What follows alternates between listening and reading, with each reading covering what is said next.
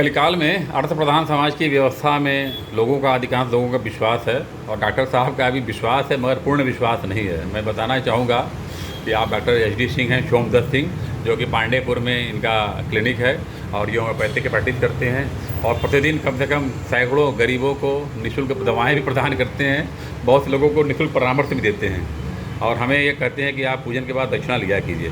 मगर मैं आपको बड़े ही विश्वास और गंभीरता और जिम्मेदारी से बताना चाहूँगा कि करीब 2008 से हमारी दवाएं कर रहे हैं और हमारी नहीं, हमारे पूरे परिवार की नहीं, पूरे ख़ानदान की, और 1 रुपया भी नहीं ले रहे हैं। अब आप बताइए, अगर हम किसी 1-2 व्यक्ति से दक्षिणा नहीं लेते हैं, पैसा नहीं लेते हैं, तो कौन बड़े हम महान हो गए।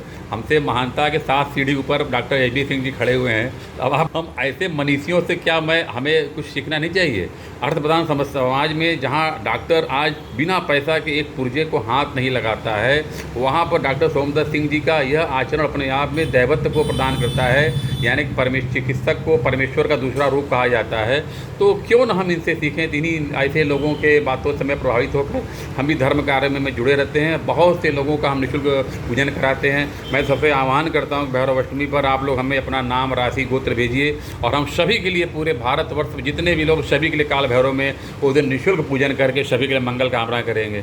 तब आपको समझ आया। हमें लगता है कि हम बहुत श्रेष्ठ हैं, महान हैं, मगर क्या आप बताइए डॉक्टर साहब के आगे हमारी महानता जो आप लोगों को नज़र में वह कहीं भी टिक पाती है।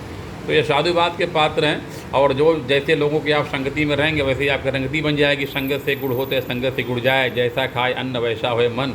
तो मैं आपसे आग्रह करूंगा, यदि आप किसी प्रकार की समस्याओं से पीड़ित हो तो आप पांडेपुर काली मंदिर के पास आइए और डॉक्टर साहब की दवाखाना में आइए और इनसे मिलिए। अद्भुत है इनकी प्रैक्टिस, सिंगल मेडिसिन की प्रैक्टिस करते हैं और बहुत ही अद्भुत प्रतिभा के धनी हैं। काका बहुत बहुत धन्यवाद। हर हर महादेव।